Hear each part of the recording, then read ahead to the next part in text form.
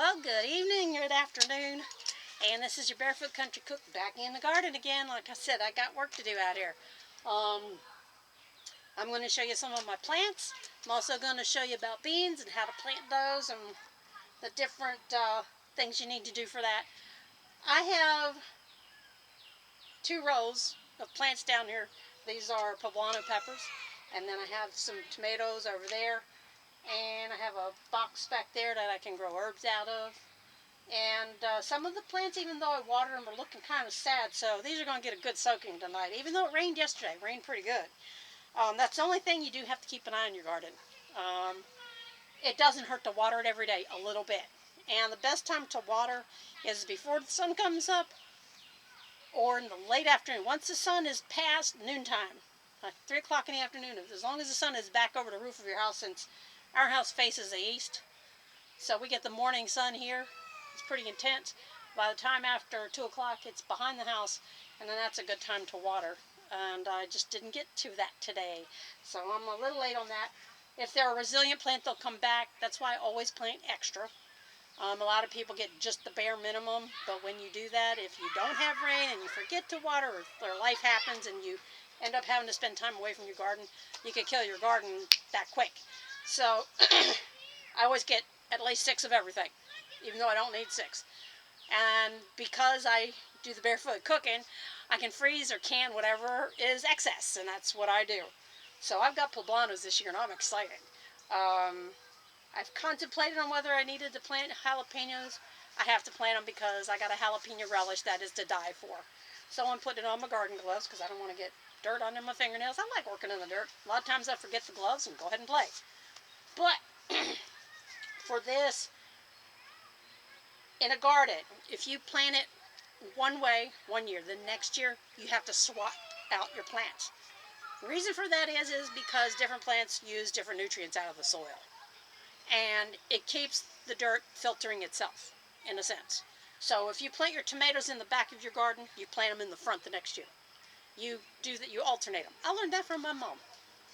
You know, she didn't say a whole lot, but I watched a lot.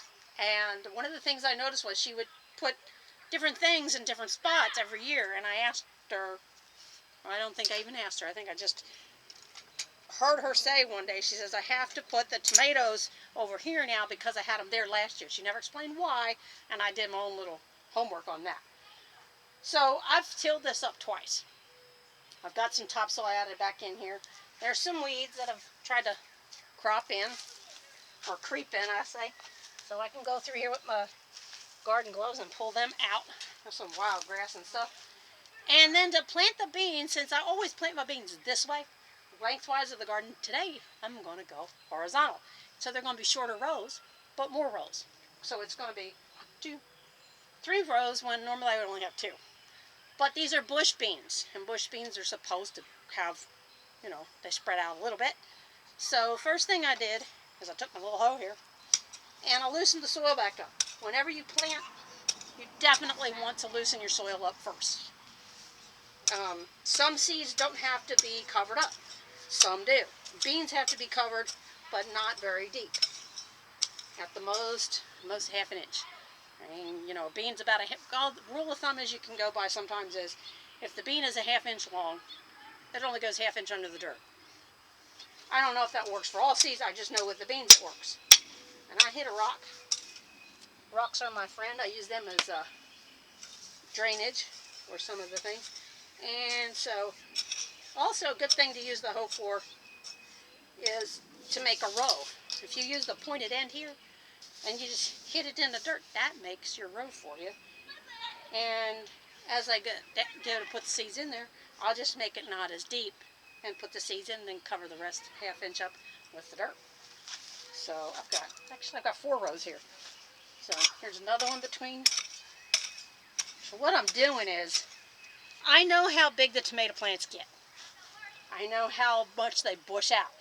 Well, the thing is, as those tomato plants bush out, it'll help protect the beans that are coming up a little bit, and it won't kill them, because my row is going to come down halfway here. I have to leave myself a path. I planted snap peas on the fence side here, And this is where the majority of my harvest is going to come from, is over here.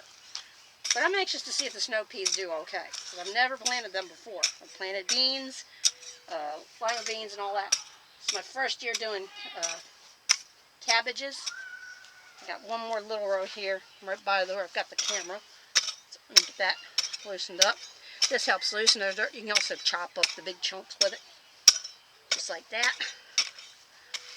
And I'm going to smooth it out. Yeah, I got to water this garden tonight. I have a timer. I got to hook it up. So that's my suggestion. If you have a little piece of land, you can actually plant stuff and not worry about having to water it. Get you a timer. Get you a timer that you can hook up to your hose and just have it do the work. So there's one. I'm marking my rows. And of course, they're going to be not as deep as this. This is like 4 inches deep, but that way I know I've got 4 inches of nice loose soil for those little beans that just go to town. And put some of this topsoil from behind down into it. Now the other thing you can do is after you're done with that, take your rake, a rock rake we've always called them, and just kind of really make it level it out. You'll be able to see it on this next one a lot easier. I just got to get these babies in the dirt. Okay, I'm going to smooth that out. Smooth that out. And I'm going to show you these wooden pieces back here. That's to mark rows. If you've got some little leftover pieces of some lumber where it's like a 1 inch by 1 inch, it makes perfect garden stake or garden markers. And you can write on them, you know, what you got planted in that row. In the old days, we would attach the seed packet to it, so we'd have a picture of what was going to grow there. That was old days. Now, what I'm going to do with this rake is be a very shallow line and just kind of mark where I'm going to plant. In between my poblanos for each row of beans, just like this. That. And I'm just using the point of it to come down through there. Okay? And then this one, I'm going to smooth this out. And I don't want to really have a hill or anything here. There's still lumps in the dirt, but that's okay. Doesn't hurt nothing. Now, if you get the most recent harvest of seeds, they're dated. The packets are dated for the growing season that they're from. Then, let me tell you, the first season after they've been harvested for growing seeds, for beans, in less than 5 days, those beans will be popping up out of the dirt as long as you're watering them. I've never had a bean not come up longer than 5 days. I was shocked one time, it was like 3 or 4 days, and I already had little bean plants come out. I said, boy, they were ready to grow. Now, I'm not putting any beans there because I got my 2 tomato plants there. That's a cherry tomato and a beefsteak kind of tomato. I prefer Romas, and the other ones, they're my Romas. So now I've got my rows from the beans. Where'd I put my beans? Did I put them in my pocket? I don't know what I did with the bean packets. I think they're behind the computer. Yep, there they are. All right. So when you put your beans in the rows, you want to follow what the package says. I don't always do that. I like to have them bushy and then, plant them close and then thin them out. But that's because I have so many packets of beans. Excuse me. And they'll have you germination. It says 6 to 12 days. Yeah, about 4, maybe 5. 1 inch. So, this bean says 1 inch deep. This one says 1 inch. So it's 1 inch on lima beans. Well, not lima beans. These are bean bush contender. It's a bush bean. It's a regular green bean. And then the other is a yellow bush bean. So it's called Gold Rush. Now, I had really good luck with these before, so I got some more. These in the pocket. because I've got some cucumber beans in there.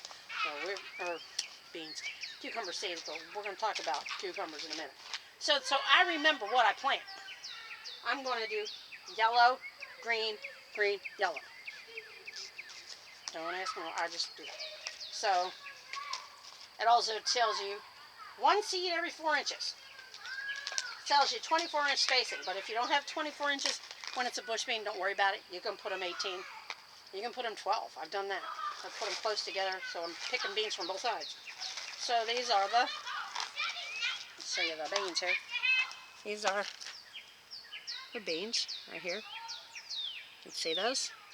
Okay, and they go in. So I guess the rule of thumb is twice the length of the beans. These are about a 1/2 inch long. And put 1, 2. Now if I don't do exactly 4 inches, that's not going to be a killer. But I'm going to do pretty much about 3.5 inches. And put these down here. Now I don't cover my beans until after I've done all the rows, so I gotta make sure I didn't miss anything.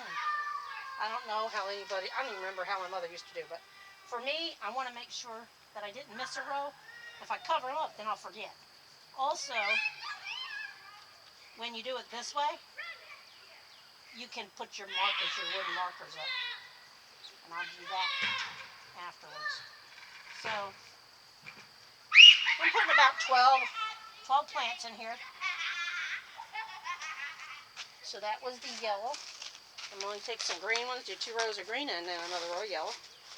Now the green ones are funny. They got a reddish bean. Look at this. They're a little longer too. And I don't know if you see those. Oops. There we go. Yeah, they're kind of a reddish color. They're a little bit longer bean, the green beans. But these are also a bush bean. So what I'll do is I'll go one there and one there on that side. I just go back and forth. Also, when you do them, before you cover them up, you can actually see how many you put in, and that works too. Oh, there's all different kinds of beans you can get to plant. I should stand in the middle here. Yeah, that makes it easier. So that way I can go 1, 2, 3. Got that, and that. And do the other side. If I could use both hands, I would. Actually, I can't do that too bad. And this, and like that. It's kind of dusk time right now. It's kind of a good time to plant. That way I don't get sunburnt. I burn easy, as you can imagine with this pale skin of mine. Now the reason why sometimes when you buy the plants already growing, now the reason why I'm planting beans is there's none in the stores. And I like planting my own from seed anyway because they're usually pretty doggone hardy. But I do have to hook up my timer for watering, because that's obvious now that I've seen a few wilted little buggers out here that they're going to need some love. And that means we might be having a sporadic summer, or not summer, sporadic spring rain season. And I don't like counting on nature all the time, because sometimes it lets you down. And put that in there, and that in there, and that's about the end of that row. And then the yellow one's on the end. So I know I have yellow, green, green. And then yellow on the end. Yep, I have just enough of these yellow left, it looks like. Yep. Well, actually I'm short a couple, but that's alright. That's the envelope. Which is okay, because I'm going to put these past. We don't eat the yellow ones as much, so I'll put the last 6 that I've got in the dirt here. So I think what I did was I planted more above there, because I see the seeds. It kind of got flipped out of the dirt. Yep, that's exactly. I planted some up by the galvanized tubs there. Okay, so I know that those back there, those are also beans back here. Some of the seeds have actually not, I guess when I watered it, they kind of sort of surfaced, unless there's been some critter in here messing with them. And that's possible too. So the 3 that I needed for my other row, I got from there. And that works all good too. 2, 3. Bingo. Gotta love it. Okay, now marking your rows. Some people use popsicle sticks. I just like these because I see them better. And I already know there's another row behind here, so I don't need these 2 back here. And what I will do is I'll put one here and then one here, so I know where the row ends in comparison to the other plants. I'm gonna need my shovel. I didn't bring a hammer, so I use a shovel. Take the shovel. Makes a great hammer. It really does. Where'd that thing come from? Got an extra seed. And when you don't have a hammer, use a shovel. But that didn't work so well. Alright. Now once that's done, you just cover the row up with 1 inch dirt. That. Now I know where my row is. I don't have to worry about it. So when I go to water, I know where the water's got to hit. But I'll do that for every row. Now let's take a tour of what's already growing. Real quick. Over here. I want to try to see what y'all are seeing at the same time. So